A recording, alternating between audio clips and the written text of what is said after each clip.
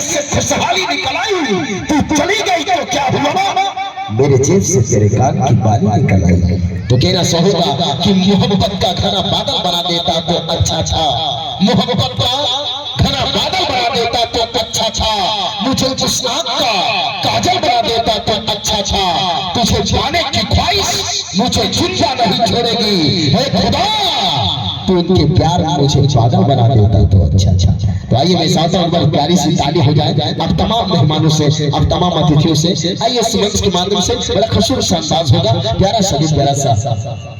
नगमा होगा और बड़ी प्यारी सी अभिनेत्री आपके बीच में होगी, खूबसूरत सा गीत, खूबसूरत सा नगमा आपके बीच में।